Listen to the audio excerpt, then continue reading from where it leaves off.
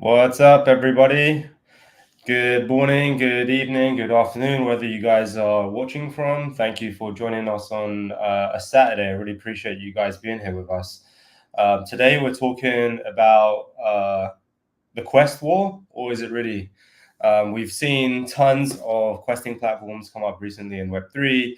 And today, I have some really special guests. Paul from CARV and Fallen Corpse from YGG. Say hello, guys, and yeah, please give an intro. Hello, good morning, good evening. Hey guys, what's up? Thanks for being here, guys. I know it's a Thanks for having Saturday, us. so yeah, I really appreciate it.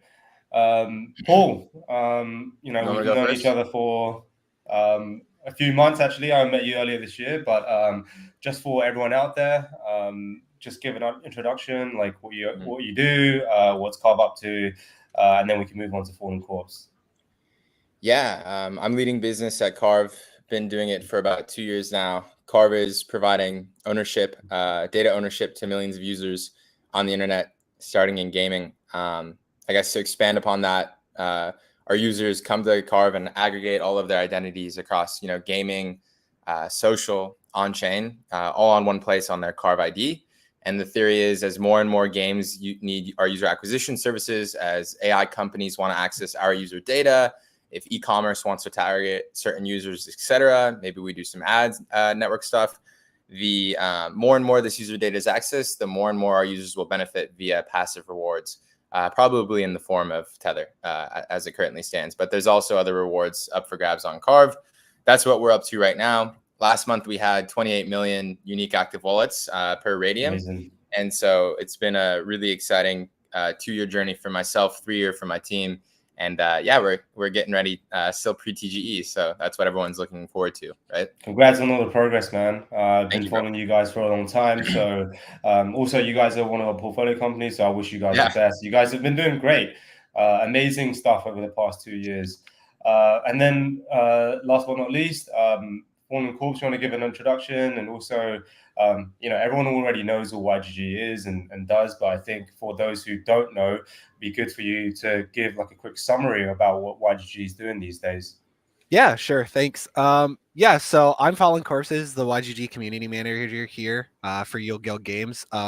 Been a long time member, essentially since the inception of YGG. I believe I was like the second person in the Discord besides Wow. Gabby. So essentially started as a community member, and then as we grew, became kind of the community manager. I've hopped through various different roles in YGG, essentially filling in gaps where we needed it, and this is where I've landed now. See a lot of familiar faces in the chat here, as we know. So that's good to see. In terms of what YGG's been cooking, we have our game questing platform right now called GAP, so the Guild Achievement Program. And very similar to what CARV's doing, we are doing on-chain reputation, right? So we're trying to amalgamate all these player data, mainly in gaming, but we have started to dive into AI as well. And we're essentially trying to put all this hard work that people put into games, as well as community management. We have a lot of community bounties as well, whether you're a moderator for a Discord, whether you're creating content or just playing games competitively, or even at a low level, right? We think everybody's effort should be rewarded. We are in the works of also trying to put guilds on chain as well, so there will be some sort of guild on chain reputation that we're coming out with very, very soon. So we continue iterating on this. We also have YPS, so the YGG Play Summit, coming out in November, which is always a big thing. I'm sure we'll see lots of you guys there. We'll be there. We'll be there. Yeah. Yeah. So we've got a lot in store. We're actually just wrapping up season 6 of GAP and then gearing up for season 7. So it's been extremely busy here at YGG.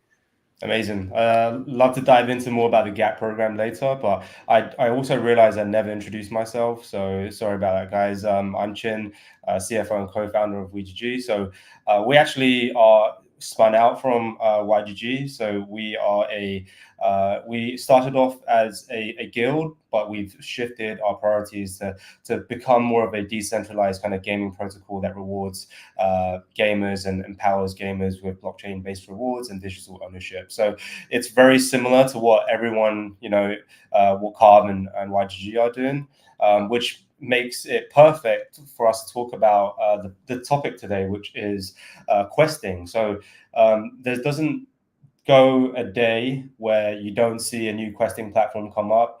All different games are using their own questing platforms these days. CARV, you guys have CARV Play, I believe, and then YGG have Gap, and we also have our own questing platform. So I guess what everyone wants to know is, like, what was the thinking behind the creation of these quest platforms, and what do you think is the main purpose? For first, I guess, Fallen Corpses, you can start first, and then Paul, you can chime in after, and then I'll also give my take. Yeah, sure. So I have a really long gaming background, from everything from World of Warcraft, like hardcore raiding, to Halo, general esports, way before esports blew up, playing in that. So the idea behind Gap was, how do we integrate, blockchain? How do we use this technology to benefit the gamer, right? In my days of raiding in World of Warcraft, I never was like the top player and stuff, like in a lot of these guilds I would participate, but my general role was actually strategizing and figure it out. This is way before YouTube was a thing, right? So it wasn't like you could hop on YouTube and figure out how to beat these raid bosses and stuff. You had to work as a collective, even with other guilds that were trying to race for world first and server first, and figure out all these mechanics on the fly. So we're like talking wiping for hours in some cases, figuring out, okay, if you do this, you're going to wipe, and then everybody sharing that stuff. So there was a lot of background, like people doing hard work besides the people that were actually participating. And in the end, they really didn't get any noticing, right? Like it was very low thanks for the effort that they were putting in for the total success of these guilds.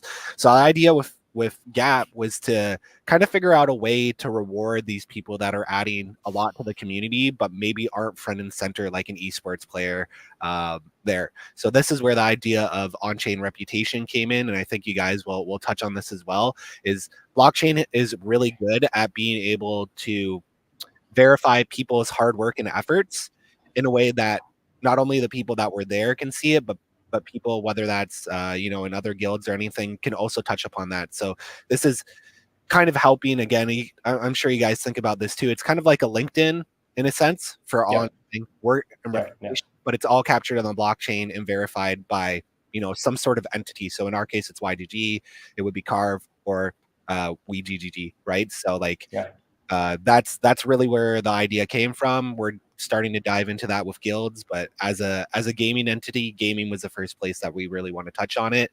It also goes a long way for a lot of our game partners who are having a big issue with botting, which plagues Web2 as well. Reputation is kind of like a no-brainer. Yeah, I can expand on that. I want to mention Fallen talking about way before YouTube and Halo. So I don't know. This guy's like an industry veteran talking about those days. Made me feel like a young kid, even though I'm a little bit older now. But awesome to hear this guy chat for sure. Expanding upon his last point about reputation, one thing, and I think I got this from Gabby talking to him last year at the YGG Summit, but you can do it a really interesting thing with on-chain reputation around cheating, right? And SBTs on that front, and identifying not just bots, but cheaters as well. Because I think cheating is a really big problem in competitive esports. But yeah, the on-chain representation stuff is what we're doing as well. I think in gaming, it just makes a lot of sense. I want to point to a recent use case. There was a game that came out recently called Concord, right? It got shut down after about 8 days, I think. But there were still players that played that game, and some of them got, the platinum achievement on PS5. But that game's shut down now. They lose those credentials. They can't flex those credentials. Fallen was alluding to it. Blockchain fixes that, right? We have a feature on CARV called Generative Archive Tokens. You basically connect your Steam account to your CARV account, and then you can mint on-chain representations of your Steam achievements, right? So imagine, the Concord players, had their CARV account set up, and we had PS5 integrated, and they could have Concord GATs, right? So I think on-chain representation is a lot safer than whatever people are using right now to, have their old gaming achievements there, right? I think gaming achievements are, like, I remember being on Xbox 360, everyone would always race to get those, their gamer score up, their achievements, and flex to their friends. So this stuff that YGG, WeGG, CARV, other people are doing is just the next iteration of that, with more protection for the user, I think, when it comes to interesting cases like Concord, for example. Yeah, I think you guys, make some great points. We're all in the kind of DID space. We all do it somewhat differently, but I think the way that we're viewing achievements and being rewarded for kind of your time in game, I think that is something which resonates with all three organizations. I think also for me, what I understand from a lot of these questing platforms, why people are doing them is not only on the rewarding for the gamers side, but I think it also gives ownership to the community, right? So in the beginning, all blockchain-based projects have tokens. Well, most of them have tokens, and I think tokens are the best way to represent like digital ownership, right? So in the beginning, where you're actually acquiring users, where you may not have the marketing budget to do so, these are ways where you can actually onboard new people to become part of the community, become part of the long-term vision of what you guys are trying to build, and give them ownership for that.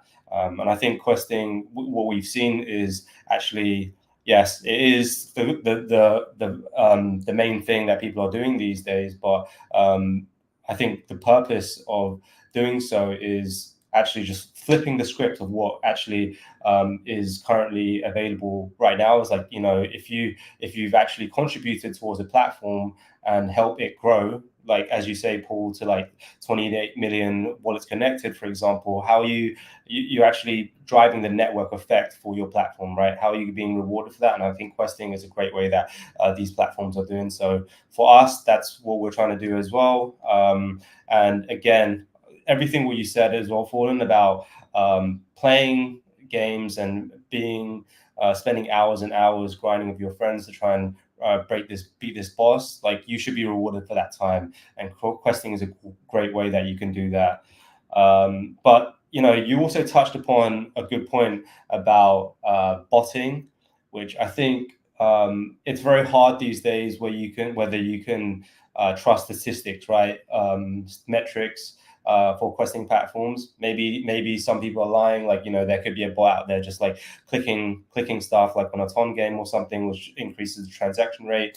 But like, I actually had a meeting with a founder during Korean Blockchain Week 2 weeks ago, where we talked about AI and how AI was able to replicate a way that a gamer plays. So it's an AI agent. You play the game, and it's able to learn from the way that you play the game.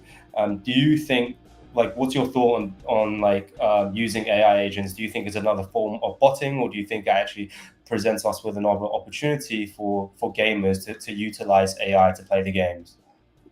I can take this first, Fallen, and then pass it back to you.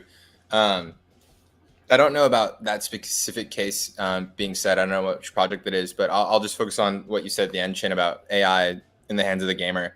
I think it really, I'm quoting somebody else right now, Mike from Today the Game, but it democratizes creativity in the sense that game developers are now going to be on an even playing field with AAA quality studios, right? I think AI in gaming can allow studios to save on dev costs, shortcut dev time, etc. And I'm really excited about AI as a tool for game developers. I think I look back at some big hits the past 12 months, like Power World, right? There's some other ones that I would need to sit down and think, but a lot of these hit games are coming from indie devs. And so I think AI is just going to allow them to keep putting out actually fun stuff, which will, again, benefit the whole entire space. If there's more competition between indie and AAA, then AAA needs to do better. I think AAA has gotten very comfortable shipping the same product year in and year out, knowing their community will buy it. Call of Duty, right? Yeah, all that. FIFA.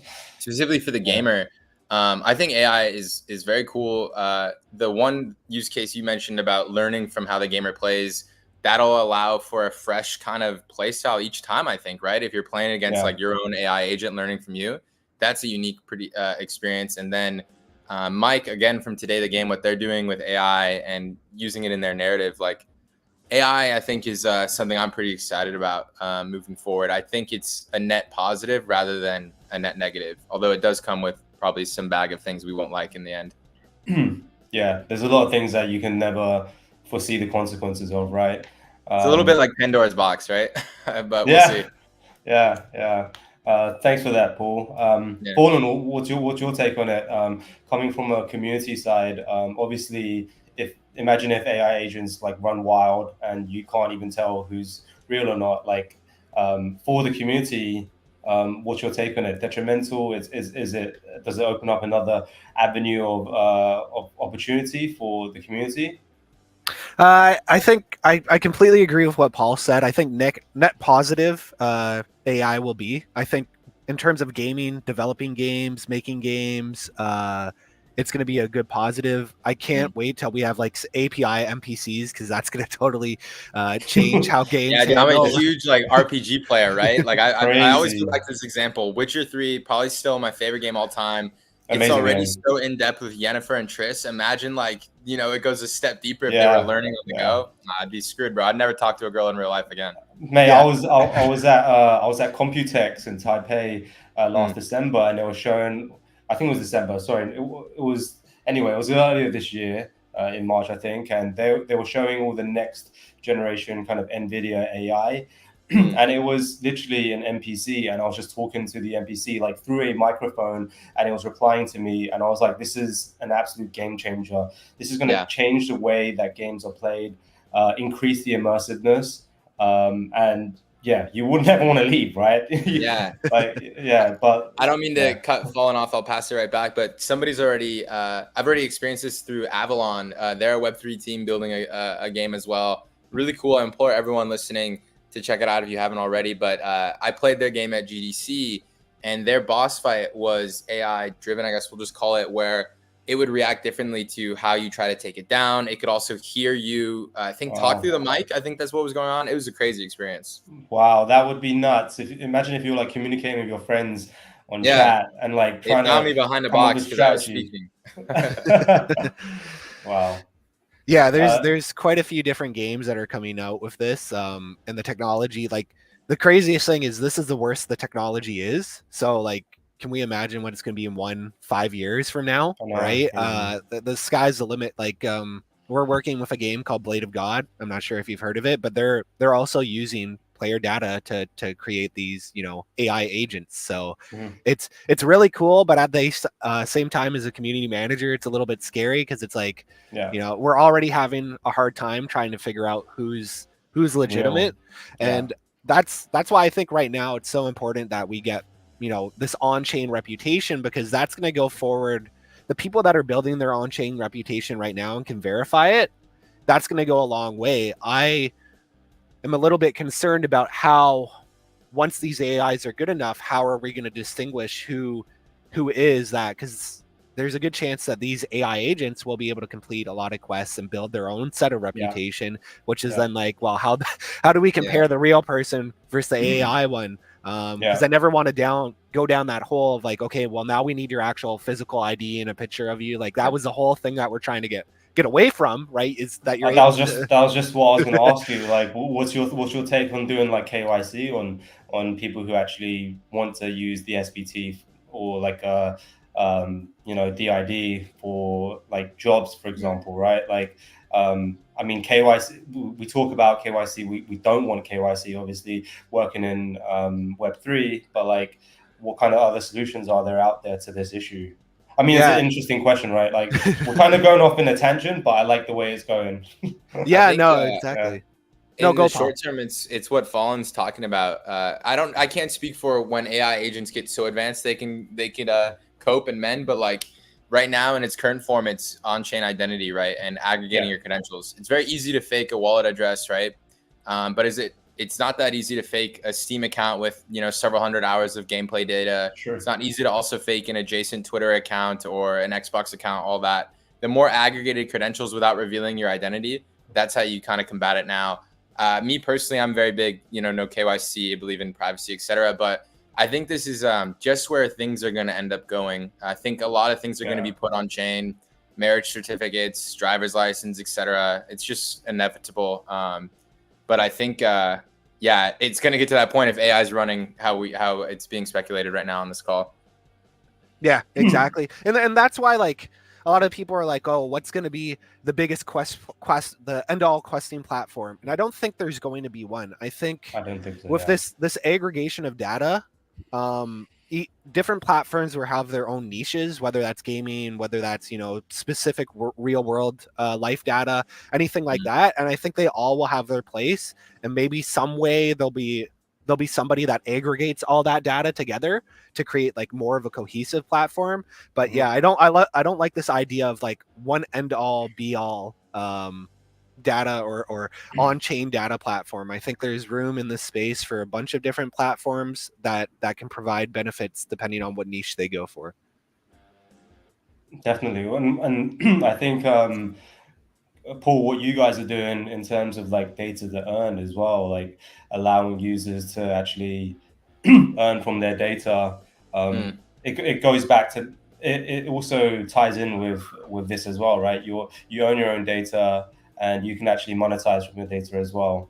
I guess to expand on what you're getting at, like CARV did start with the CARV Play questing platform product, you said, but the end all be all is really that we're directly challenging the monopolization of user data. Only a few centralized companies have control over when and where data is accessed, how it's accessed, and who monetizes from it. Right now, the three of us, we don't monetize at all whenever our data is accessed. Yeah. That's what we're directly challenging and going against. We see a world where our users, every user, right, can take ownership of their data and earn. You coined it well, data to earn is what we call it. Yeah. Yeah, I think what is also interesting, what Fallen mentioned is about like having different platforms and not having one be all centralized platform for data. Agree with that. Yeah, I agree with that as well. But then that also comes with like different challenges, right? Like how do you, let's say, the SVTs that you earn on CARV, the achievements that you earn on CARV and YGG and WeGG, like how do you attest that they're all kind of the same? And this kind of leads me to the question, like the next question is like, how do you foresee us who are, we're tightly knit, we're interconnected in the same kind of industry. How do you foresee us work together to solve this problem? Could it be an SPT or an achievement that is attested by one of our projects, and then it's kind of interoperable between the different DIDs? Like, I'm not a tech person. This is more just like a general kind of question for you guys. Like, how do you think that it could work? Yeah, I think, and I'll try not to get too technical because neither am I. I've gotten better, but we have a solution called CARV ID. It's ERC 7231. That's a standard that we authored. It's multi-ID NFT, so you can bind all those credentials on this. But it's also we're not trying to compete with anyone else. We see ourselves being synergetic. I think we could be that solution that bridges everything together.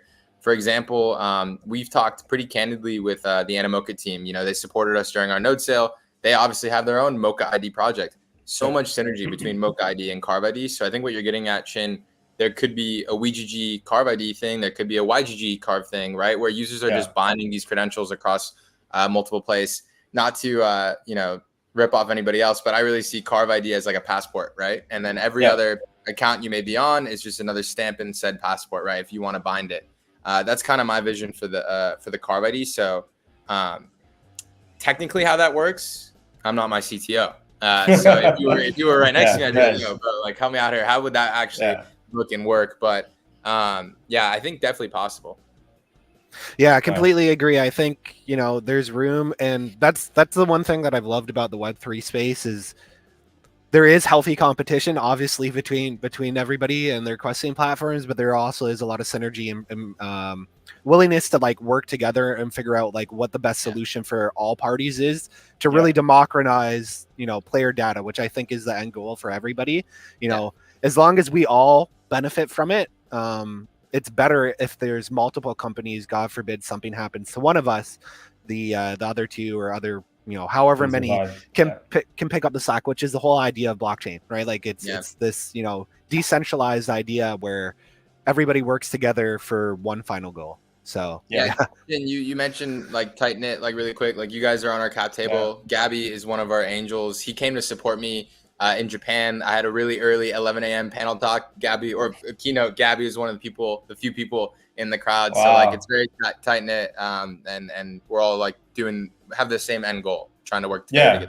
I think so. I mean, like we've also had kind of brief conversations. I had a conversation with, I think, Victor or yourself, Paul, about maybe integrating our SVTs. I think with YGG as well, we've spoken to, I can't remember who the lead dev was from that side, but we've also had chats about integrating the SVTs. And I think, healthy competition is good. I think that we have this potential to work together and actually make a real impact in the Web3 gaming space first, right? Like we have good names and good projects and good backers. I'm excited for what we can achieve from this. But yeah, I think we went off on a little bit of a tangent, but like reading it back, how do like your different platforms kind of work with the games, and like what's your strategy when it comes to like nurturing the community and making them engage with the questing platforms? Like obviously everyone uses, follow Discord, follow Twitter, all that kind of stuff, like this post, repost this, but like what's something that has worked well for you guys, but obviously not giving away too much, like strategic like competitive advantage wise, but like what's something that's worked with you guys that you can share, that, or like the way that you kind of approach this problem? Yeah, I'll take this one first if you don't mind, Paul. Go for it, Paul. We really focus on having our community help us design these quests. So obviously when we talk to a game partner, we say, what kind of metrics do you want to hit? This is what we've seen works really well. So obviously you want to have your onboarding quest, you want to have a medium quest, and then you want to have a high competitive quest. That's just the general progression of anybody, right? You want to be good to your people that want to come in, you want to be good to people that grind but don't go crazy hard, and then you want to give something to those hardcore grinders. But during that whole step of the way, we usually are advised or ask some of our hardcore. So I know for Pixels, which is one of the quests that I'm heavily involved with, I'm definitely by no means like a hardcore grinder of that game. I log in daily, so I would say I'm like medium tier, but I know a lot of the people that hold like some of the highest ranks, have played, nonstop, stuff like that. So I go out, and they're actually on kind of our council, as you could say. We call them our YGG Knights, and there is a bounty for this, right? The help that they give us is on chain. It's verified. But essentially, I ask them, I say, as a Pixels player, somebody that's in the trenches every day, what kind of quests would you like to see, hitting these metrics? So what have you heard in terms of onboarding that people want to see? As a high level player, what are you missing out? Maybe what is Pixel, not touching on right now because they're focusing on another update, right? And then they give us the feedback. We develop a quest around that. Hopefully that quest is feasible. And then we integrate that. So I think that's the biggest strength, is really, again, listening to your community. What do they want from these quests? If you're creating quests that they don't want, they're not going to come do them, right? That's the simple recipe. So I'm really a fan of the KISS method, which is keep it simple, stupid. You don't want to go crazy and make these things too convoluted that people have to like know every aspect of a game or whatever they're doing to participate. Questers want to know exactly what they're going for, figure it out, go for it, get it, move on to the next one. And I think that's it. Paul? Yeah, I think before answering the CARV part, I want to just quickly shout out YGG. I think across Web3, there's two teams that really, maybe a couple more than two, but off the top of my head, two teams that really do IRL meetups the best. It's like Monad and it's YGG. So I was at the summit last year in November, and y'all brought in kids from the local school or whatever in Manila. And I think that does so much for not just YGG, but the entire space, getting new users, getting fresh users, getting people to actually come see the YGG in person and team. You talk about like listening to your users, you're doing it in person too. It's even better. It's something I want to replicate a little bit more on the CARV end, because we do have a strong community, but more community meetups is great. So just a quick shout out to YGG on that front. I think I couldn't agree with Fallen more, right? Listening to the community. I think also rewarding for the right actions too. Chin, you were talking about everyone's got like the social questing, right? These are all vanity metrics. While they do go a great way in helping teams maybe raise whatever this stuff is still important, I think rewarding the users by getting them to actually play the game is even better. So a lot of the stuff I'm focused on right now is like do more in-game stuff, getting games to integrate, CARV's API so we can, allow our users to go play the game and get them involved. That's more rewarding for both our user and the game that we work with. Moving forward, I'll plug quickly. We did announce our own accelerator program called CARV Labs. This PR, I saw that. I saw that. Congrats. Like 50 so million, we're gonna right? start, 50 million fund? we're gonna start investing in games and game studios that want to work with CARV on GTM and business development and all that, and use our tech to really scale. And so I tweeted something out, like I think this is just the logical next step of what CARV was and what we want to be. So we're going to be making bets on some people, I think, here in the near future. I've been getting some asks like, how do I sign up or apply for CARV Labs? We're still working on like kind of that portal to get that done, but in the future that will be there. So I think that's how we're going to be working with these games moving forward. Yeah, and I think that's really going to work really well. More hands-on. Nice. Fallen, you represent like the Gap side from YGG, right? And you guys have always kind of been pushing the Gap as something more integrated and more piecemeal with different games, right? Is it a game by game kind of situation where you talk with the game and kind of understand exactly what kind of things you can do in the game before you design those quests, or what's the current process? Yeah, 100%. We don't have like a cookie cutter approach. Every game is vastly different, as you can imagine. Right. So the only kind of structure we have is that idea. Okay, we need an onboarding, a medium, and then like a high tier quest, and then any variation in between those. That's really the only template we have. Again, it really comes down to asking the developers and asking that community, like, hey, where can we help you? That's the other big thing when we go to our game partners is like, it's really hard as a game dev to hit every metric, right? So if you have somebody else come and say, hey, we can add this additional layer to maybe where you guys are missing, and we can help them with that, that goes a long way. Right now, our biggest struggle is the verification process. It's very manual right now. We're developing our API, and eventually we want that to be integrated, but also integrating all of these games APIs as well into our website so that quests can be completed in real time versus having to wait for like this appeals or completion period. I've had to manually vet over like 10,000 submissions in some cases, which is just ridiculous. Like hours of tedious sitting back and forth. And again, we use it as an opportunity for our quest nights to come help, right? So our community is really great in that sense. But they're also rewarded for helping us vet. We have moved more and more towards API. So a lot of the quests last season, we did have, not 100% API integration, but where we would send the data to them, they would then verify via their API, send that data back to us, and then we would, upload it. So a little bit less tedious there, thank God. But the end goal eventually is to just have this integrated. You complete a quest, it pops up after an API check that it's been completed. You can claim your rewards right away, things like that. So that's what we're aiming for. Again, this idea, quests are all different between different games. Like I said, for Blade of God, which is an AI agent game, like we totally had to go in a different direction for that. So there's a huge variation between it. And it's been really interesting on my end to kind of watch and see what quests work and what quests don't, and what players really want from certain quests and what quests don't really tick those same boxes, and then telling these game developers, because I've had a few times where these games have like, hey, we have this quest idea, and I'm like, oh, we tried that a few seasons ago and it just didn't really work. So just a heads up, we can still add it if you want, if that's your ask, but from experience, it doesn't really work out. And usually our game partners are like, oh, thanks for the heads up. What do we need to do to tweak it? So yeah, that's where we've been sitting with quest design.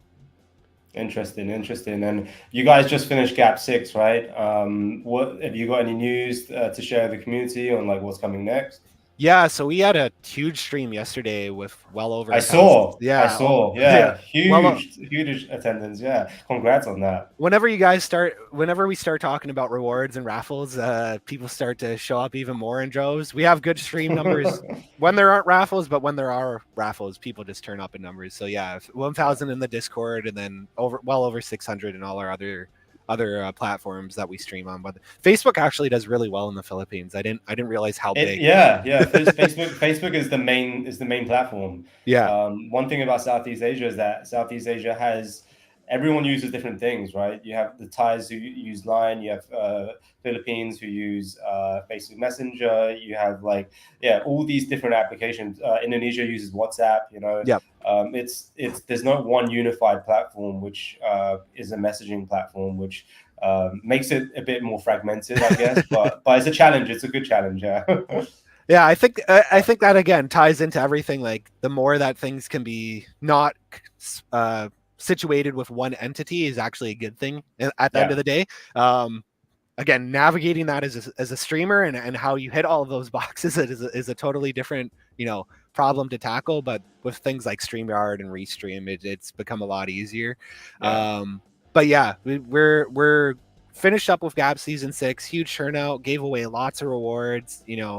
Obviously nothing can be super smooth, so we opened claiming and everybody flooded in, even though claiming is open till February next year. So our website was suffering some bugs due to the traffic, which is why I warned people. I said, you don't need to claim right away, you have lots of time. People will need those rewards ASAP. That's what it is. We've got so many people that build like PCs, or they're a provider for their family. We saw this a lot with Axie, coming up. We did a lot of streams and stuff like that, documentaries. Shout out to him, Farsis and Leia and Nathan over there, documenting the huge changes and stuff that these things can do for communities, especially impoverished ones. And just I'm super excited to actually finally show up to one of these events, and I don't know, possibly do a face reveal because I haven't been to a lot of these events, at least that the community knows of. You actually might have seen. You should. I should. Yeah, I should. You should. I hope to see you in the Web3 Game Summit. We will be there, myself. So a lot of people don't know, but Corp City is also my brother. We are not the same person. So he's the head of Discord. He is my younger brother there. We are not the same. Yeah, same person. You might have actually seen him at the Korean blockchain event. He was wandering around there. But yeah, we're slated to come this year to YPS. Gabby has asked for it. He said now is the time. So from everything that I know, we will be there unless some horribly unfortunate event happens, which fingers crossed that doesn't. But yeah, very excited to be there. Been very sad with how big the YGG events have been every year that I've seen, and I'm sitting back here on my PC just watching. So yeah, you need to make a trip out to Asia. Both Paul and myself are based out here as well, so we hope to catch you soon, man. Yeah, November. It'll be a big time for me. I'm actually turning 30, so my birthday is during the Play Summit, so I will be perfect timing then. Exactly. So you'll see me. I think what Paul said as well on like the community IRL events that YGG hosts, and also we host them as well. So we just did one in CoinFest. We hosted a game day, and I think like what we're trying to do is very similar, right? You guys bring the kids from the schools. We brought like I think 500, 600 university students from Bali to check out the events, and you can really feel how different the atmosphere is in Asia compared to everywhere else. Like the fact that it's a young population, digitally savvy, everyone uses their mobile phones, everyone high internet penetration rates, everyone plays games as well. So they're just a lot more receptive to new things and checking out new games. They love games as well. And like when you're actually there just seeing like hundreds of people cheer for a game and like watch something so intently, like competitions, like it really makes you believe in this space, right? I think what YGG have done in the Philippines has been absolutely amazing. And I think what what we have to do in the space, like CARV, YGG, and WeGG, for Southeast Asia and beyond, is that there's so much potential, right? We're actually literally at the beginning of something great. And I can't wait to see all the new kind of games that are coming out in the next quarter or two.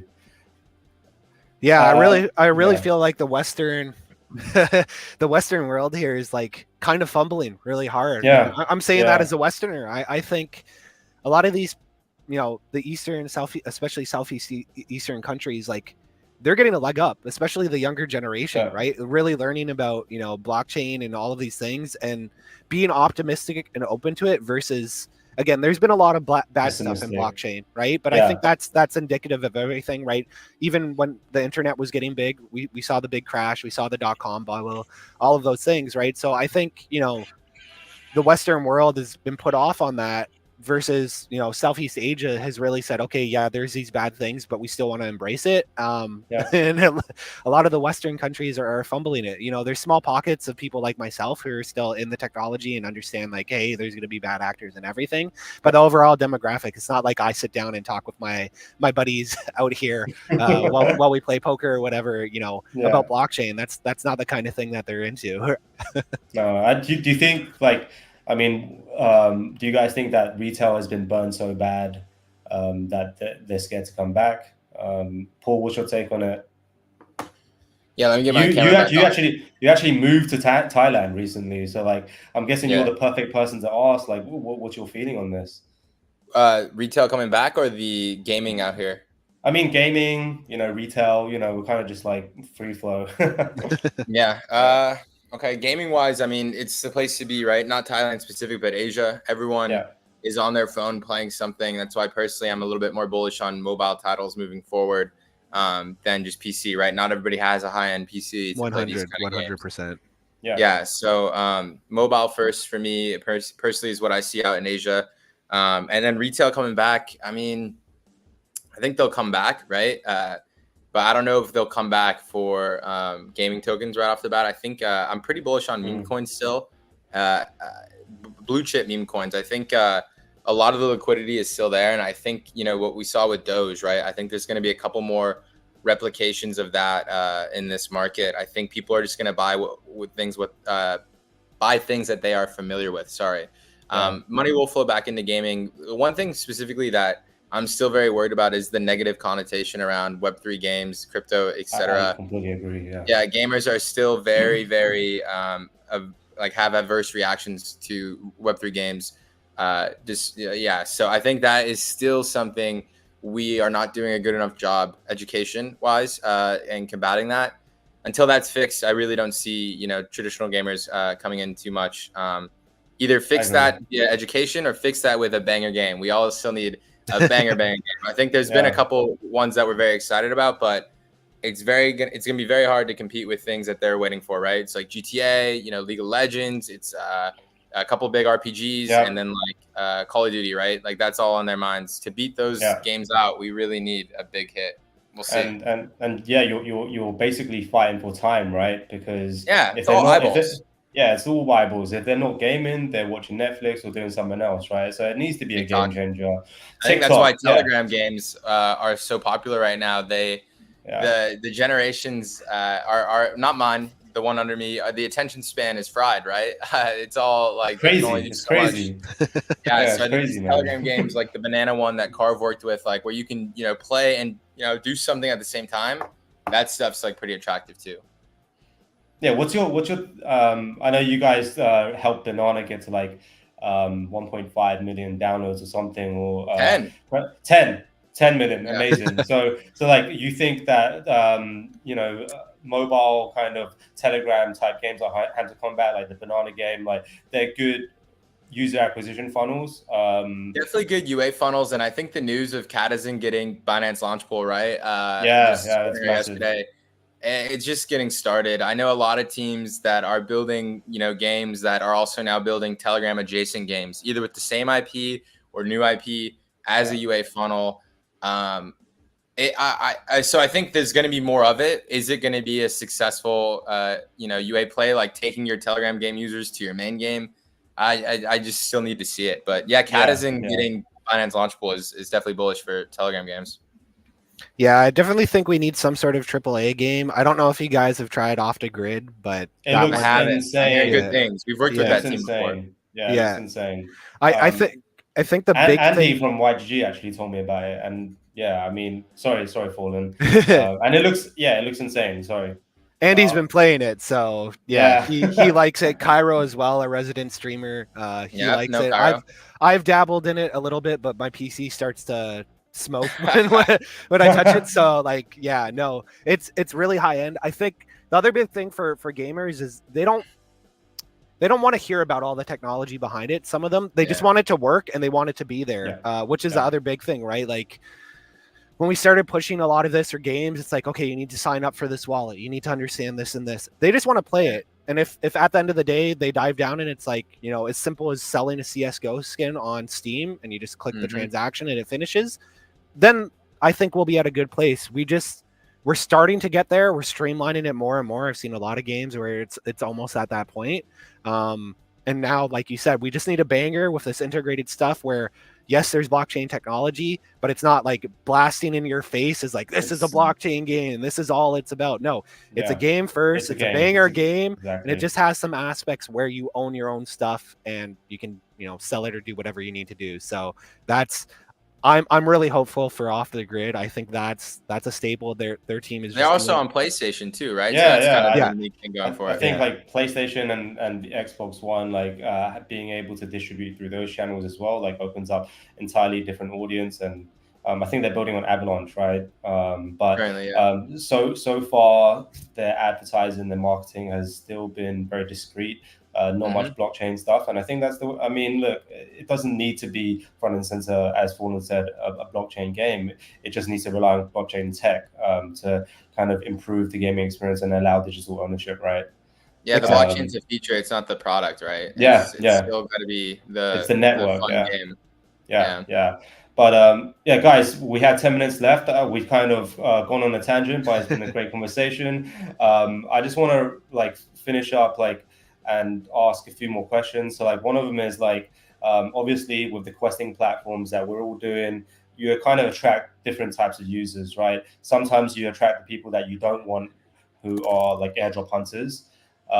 What's you guys' take on attracting these people and like still rewarding them? Like, do you think some of these actions that you guys or the platforms are rewarding these types of behaviors? Like, how do we change it? Like, does it even need to be changed? Like, what's your take on it?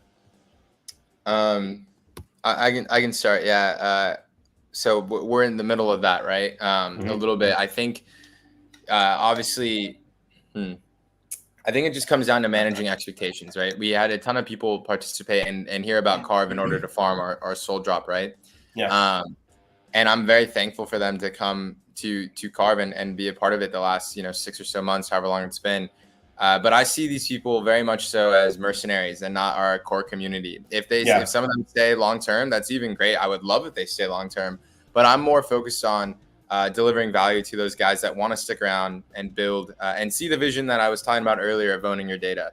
Happy the mercenaries are here, want them to get what they came for, but I would be very stoked to also see them become core CARV community builders. So I don't think farming is detrimental. I think it's great. It's Web3, right? We're here. We're all here for that kind of stuff. But maybe you get some of the wrong people, but I think you can convert those people too. I've done as much as I can to be in my community's trenches. I'm not community facing. I'm on the business side, but I think everyone on the team is community manager, right? You need it. You all need to put time into that, because if you invest more time into them, they're going to invest more time into you, and that's more beneficial for your the healthier token and the healthier project. Yeah, I completely agree with Paul again. I think we all share very similar sentiments in that. These mercenaries, they're an integral part of the community itself, right? If you can convert that mercenary into some sort of knight that sticks around, that's even better. I think as long as they're not trying to multi-account or like farm in that sense, we're all okay with it, right? Come and participate, right? for us, we really try to skew a lot of the rewards pool when we have a season towards obviously the people that are contributing in long-term ones. So one of the things that we have been floating around is this kind of multiplier for people that have stuck around for multiple seasons, right? And again, we're using that on-chain data to reward it.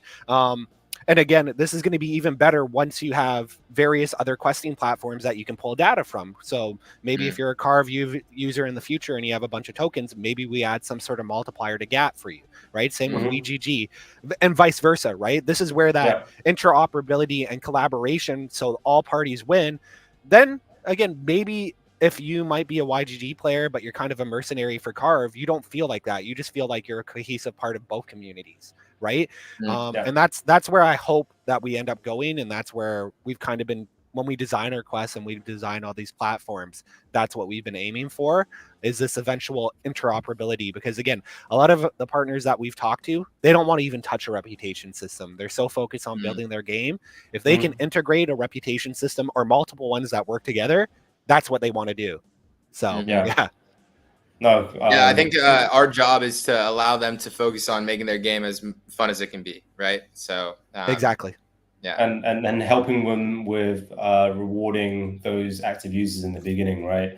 I think questing platforms do that, but I think it's just a way to get the users through the door. I agree with both of you guys. Having farmers and mercenaries is actually good, because you can actually potentially shift them into real community members further down the line.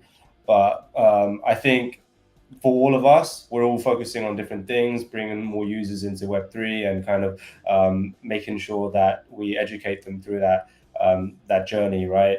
And I think this cross-pollination idea that Fallen, you just mentioned, it's already started actually. So I think YGG just worked with YGG on like a quest as well, where our community or your community can mint an SVT and we do quests, and like we'll be doing something similar with CARV soon as well.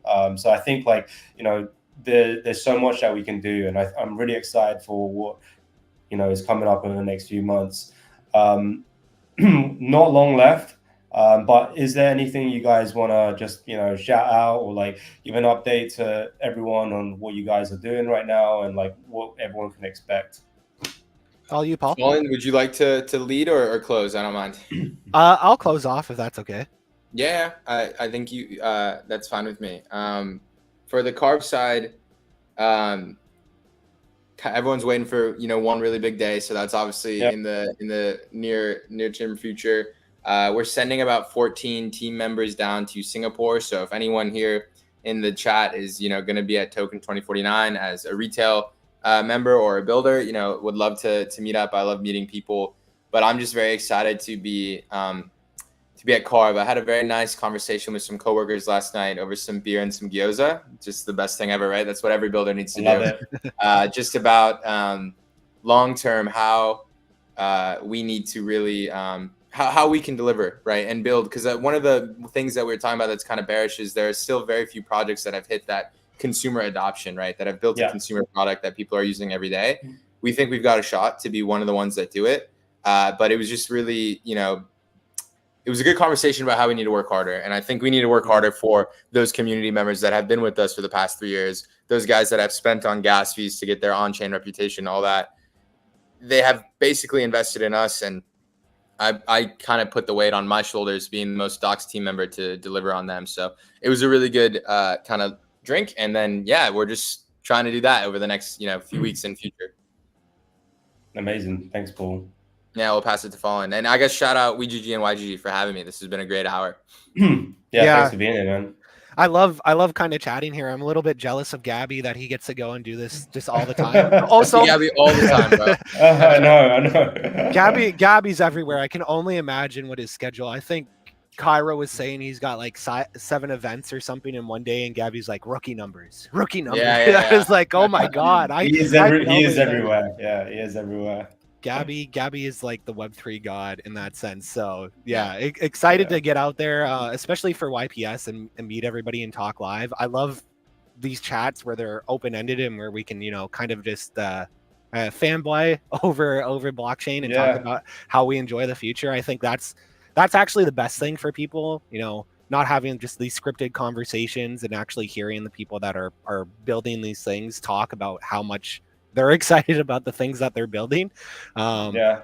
But yeah, in terms of what we're doing here, what's in the near future. So like I said, Gap season 6 is closed out. Gap season 7 will be out probably at the end of the month here. So it's really grind time. We've gone from, instead of having them every quarter, to every month or so now, which is thank God we have some sort of API side of that, because 10,000 submissions every month is ridiculous on, That's crazy, on my man. end. That's crazy. So yeah, we're gearing up for, again, you know, we say it every season, just like how iPhone says their new iPhone's the biggest iPhone. But yeah, Gap season 7 is poised to be bigger and better than ever. More games, more quests, more rewards. And then we have YPS in November, which again is going to be bigger. It just gets bigger and bigger every season. So really excited to see. Really fun last year. Yeah, really excited to see you guys there. You know, yeah, I'll definitely be there. Who knows if I'll do a face reveal or be in some sort of mask. You need to, man. You need to. Yeah. You need to. But I will be on stage talking, hanging out with the community, whether my face is revealed or not. So super stoked for that. Super stoked to be on some panels, hopefully with you guys, so we can dish out more about what's awesome with Web3 here. And yeah, thank you so much for having me, and it's been a pleasure chatting with you guys.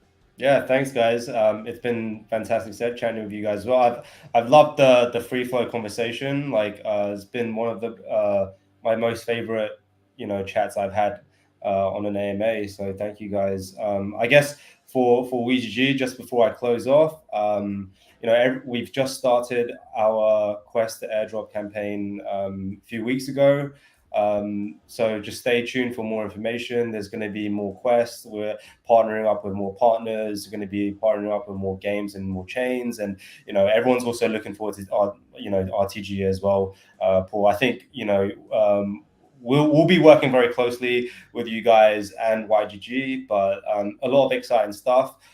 Us three, you know, projects, we're in this for the long term. I just want everyone to know that we may be focusing on different niches at this moment in time, but I think we aim to be here in the long term. Like, you know, the thing with games, I think it's cyclical, where different games come and go. People play different games. Like, you know, they may die, you know, after a few months, just like Concord, you said, after 2 weeks. But yeah, that was brutal. You know, $100 million down the drain. But I think for us, we're going to be constantly going through this journey with the community and educating them about Web3 blockchain games, and also be there to see and partner up with like the game-changing Web3 game, and I cannot wait for that time. So there's exciting stuff to come. Although the macro is kind of picking up again, we'll see. But I'm very bullish for the next few months. And yeah, thank you everyone for tuning into the stream. Thank you for the amazing guests that have come and, you know, sacrificed a Saturday to spend time with us. So thank you, Fallen. Thank you, Paul. I don't think I'm mine, bro. Need the rest before next week, right? Stay in anyway. Yeah, rest up, man. Rest up. I'll catch you guys soon. But yeah, thanks everyone for tuning in. It was a great chat today, and hope you enjoyed it. And we'll see you in the next one. Yeah, cheers, guys. Thanks, See ya. guys.